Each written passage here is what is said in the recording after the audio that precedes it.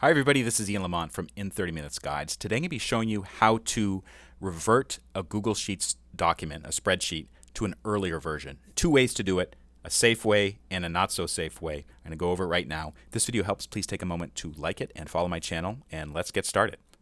So, whenever you're working with Google Sheets, I always recommend using the Google Chrome browser, whether you're using a Windows PC or a Mac or, of course, a Chromebook.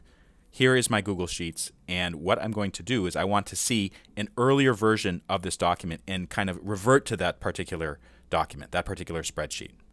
So go to File, and there is a option, Version History. See Version History. Select that. You'll be brought to this screen. On the left is the version you're looking at. On the right are the other earlier versions or sometimes later versions. So you can see December 14th, that's the current version. If I select September 28th and look at this little triangle, it'll show me all the versions I created that day. So let's just select this one, 1 p.m. on September the 28th. Or this one, slightly later, 1:01 p.m., 1 minute later. And it's showing what it looked like at that time.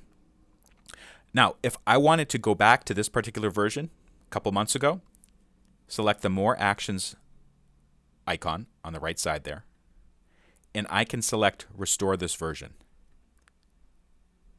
Now, you'll be prompted.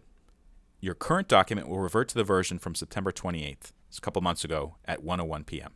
If I clicked Restore, it would do that.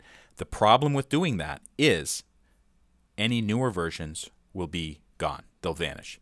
It's possible to restore them, but it's kind of a pain in the neck, and it won't be for a long period of time because Google doesn't keep them forever. But one reason I don't recommend using this particular method is because you lose the newer versions. A safer way to do it is to select the More Actions icon and then make a copy.